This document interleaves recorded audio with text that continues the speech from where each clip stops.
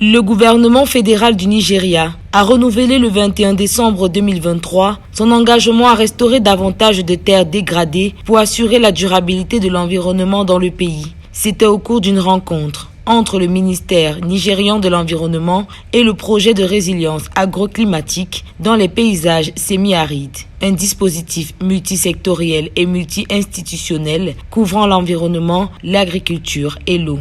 Selon le ministre nigérian de l'Environnement, Balarab Lawal, les efforts devraient être concentrés pour mieux protéger les sols, lacs Tchad, les forêts et lutter contre les crimes sur la faune. Je pense que nous sommes confrontés à une crise climatique très grave et que nous avons besoin du projet de résilience agroclimatique dans les paysages semi-arides, ceci avec tout le soutien que nous pouvons obtenir pour essayer de restaurer nos terres, de mieux protéger notre eau, notre forêt et tout le reste.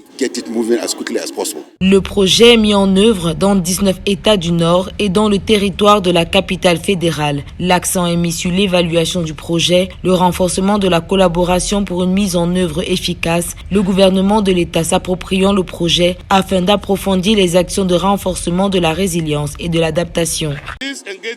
À mon avis, ce projet a permis de mieux comprendre les processus de mise en œuvre du projet de résilience agroclimatique dans les paysages semi-arides dont la mise en œuvre est un exercice continu au niveau fédéral. Nous n'allons pas seulement rester à Abuja, mais nous allons faire le tour des États afin de nous assurer que les États les plus touchés reçoivent l'aide dont ils ont besoin.